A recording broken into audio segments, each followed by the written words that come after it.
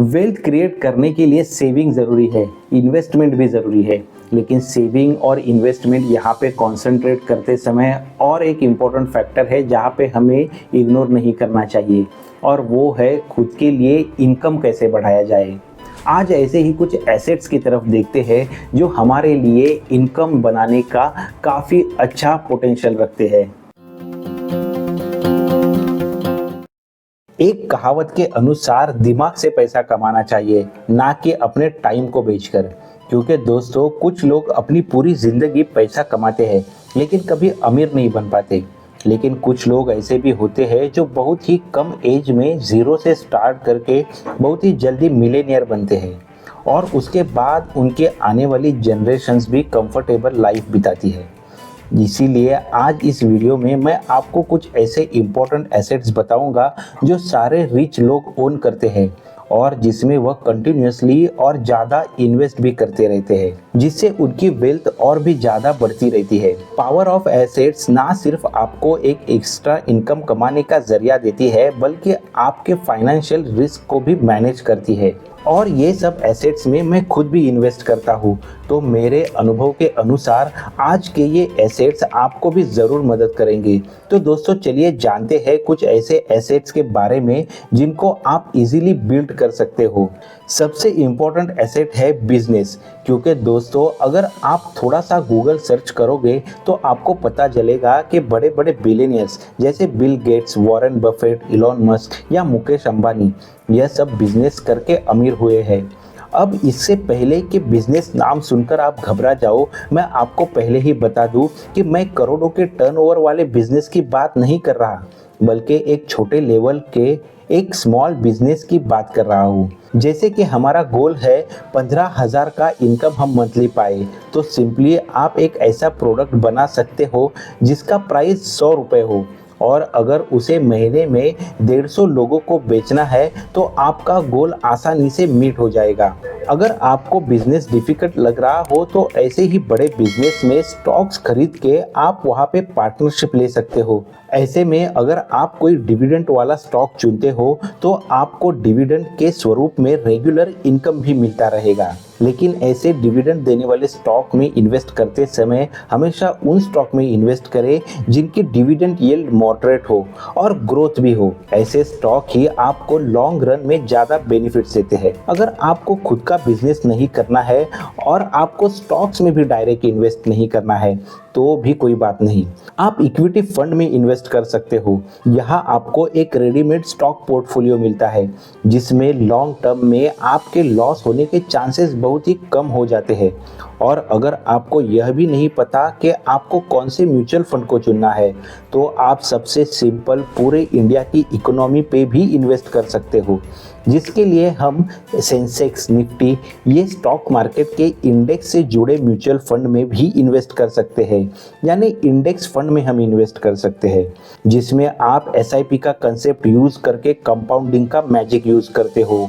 इसके related videos आपको description में मिल जाएंगे, एक बार वो ज़रूर देख लेना। अगले एसेट है कमोडिटी, जैसे गोल्ड, सिल्वर या कोई दूसरा रॉ मटेरियल। अब दोस्तों, इन सब एसेट में दो स्पेशल फीचर होते हैं। सबसे पहली तो यह कि इनका स्टॉक मार्केट से रिलेशन बिल्कुल अपोजिट होता है। मतलब जब स्टॉक मार्केट गिर जाते हैं तभी इनका प्राइस बढ़ता रहता है, क्योंकि लोग स्टॉक मार्केट से पैसा निकाल कर यहाँ इन्वेस्ट करते हैं।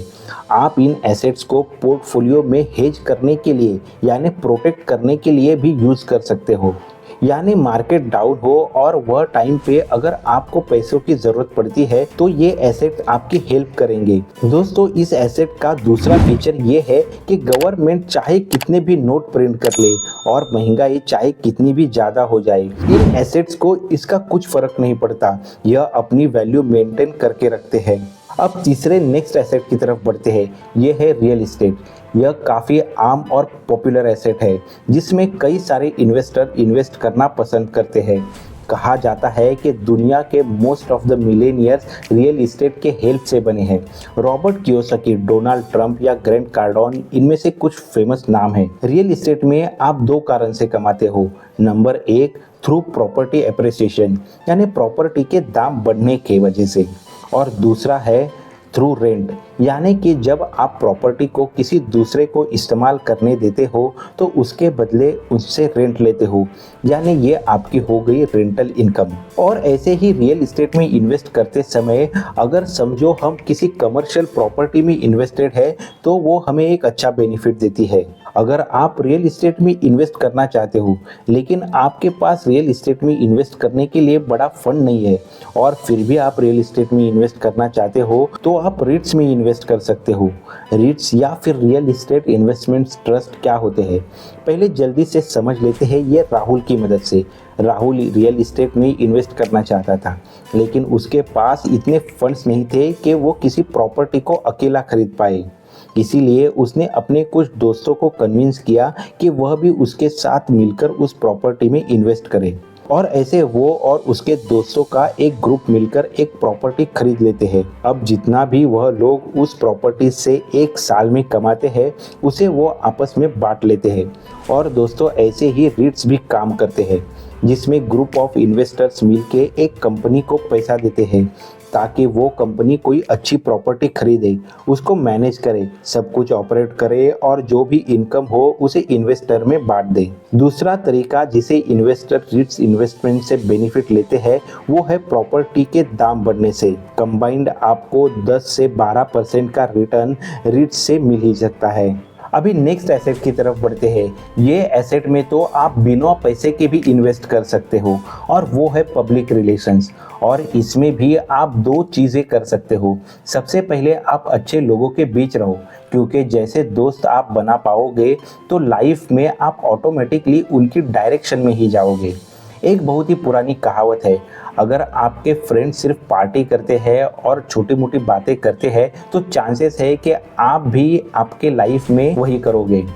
और दूसरी चीज़ आप यह कर सकते हो कि आप सक्सेसफुल लोगों के साथ अच्छे कनेक्शन बिल्ड करें, क्योंकि बहुत बार ऐसा भी होता है कि किसी को कोई अच्छी कंपनी में जॉब मिल जाता है या कोई इम्पोर्टेंट इंटरव्यू मिल जाता है या कोई अच्छा बिजनेस पार्टनर मिल जाता है, बस इसीलिए क्योंकि उनके अच्छे कनेक्शंस होते हैं।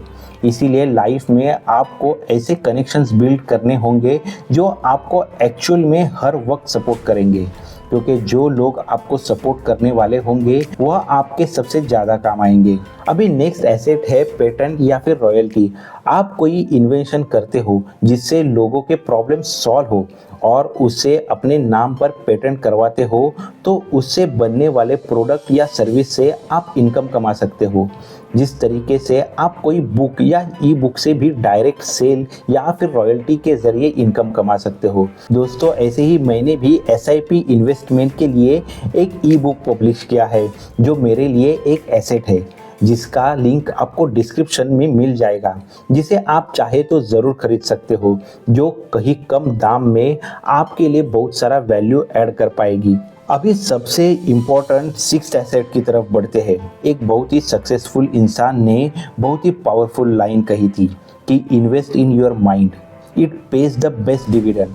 तो किसी एक छोटे से 200 रुपए की इन्वेस्टमेंट से आप करोड़ों कमा सकते हो। यह चीज़ मैंने लाइफ में एक्सपीरियंस भी की है। अगर आप ये सोच रहे हो कि जब आपके पास बहुत सारा पैसा आएगा तभी आप फाइनेंशियल नॉलेज लोगे और तभी अपने फाइनेंस मैनेज करोगे, तो वो टाइम कभी भी नहीं आएगा। अगर आप अभी फाइनेंशियल नॉलेज ले रहे हो, अपनी इन्वेस्टमेंट कर रहे हो और आप अगर कुछ हज़ारों कुछ लाखों मैनेज कर पा रहे हो तो उसी फाइनेंशियल नॉलेज से आप कल करोड़ों भी मैनेज कर पाओगे। तो हमें ये हमेशा याद रखना चाहिए कि फाइनेंशियल एजुकेशन से ही वेल्थ क्रिएट होती है। अगर वॉरेन बफेट का भी एग्जांपल ले तो उनकी सारी वेल्थ भी अगर छीन ले तो भी वो कुछ ही समय में फिर से बिलियनियर बन जाएंगे, क्योंकि वह इतने साल रीड करके और अपनी नॉलेज को बढ़ा के इन्वेस्ट करके सबसे इम्पोर्टेंट एसेट को यानी अपने खुद के माइंड को उन्होंने स्ट्रॉन्ग बनाया है। इसीलिए जितने भी सेल्फ मेड अमीर लोग होते हैं उनके पास इतना कॉन्फिडेंस होता है कि अगर वह ज़ीरो से भी स्टार्ट करे तो भी जल्द ही जल्द फिर से अमीर बन सकते हैं। लेकिन किसी फाइनेंशियल इलिटरेट पर्सन को फाइनेंशियल नॉलेज नहीं है और उसे बहुत सारा पैसा भी मिल जाए तो भी वो उसे ग्रो नहीं कर पाएगा। ग्रो तो दूर, वो उसे सेव भी नहीं कर पाएगा। और इतिहास इसका प्रूफ भी है। 70% से भी ज़्यादा लॉटरी विनर्स 10 साल के अंदर फिर से गरीब हो जाते हैं। तो आप लोगों को मेरा मैसेज भी ये समझ आया होगा कि जो भी एसेट्स है उसमें सबसे इम्पोर्टेंट एसेट है हमारा दिमाग, हमारा माइंड, जिस पर हमें सबसे ज़्यादा इन्वेस्ट करना चाहिए। और दोस्तों इस चैनल के ज़रिए मेरा गोल यही है कि मैं आपको फाइनेंशियल नॉलेज की मदद करूं, इन्वेस्टमेंट के लिए इन्फॉर्म्ड रखूं। उम्मीद है दोस्तों आज का वीडियो आपको ज़रूर हेल्पफुल लगा होगा। ऐसे ही इन्वेस्टमेंट रिलेटेड हो, म्यूचुअल फंड, स्टॉक्स रिलेटेड हो, वीडियोस इस चैनल पे आते रहते हैं, तो आप इस चैनल को ज़रूर सब्सक्राइब करें। जल्दी मिलते हैं नेक्स्ट नॉलेजेबल इंफॉर्मेटिव वीडियो में। Thanks for watching.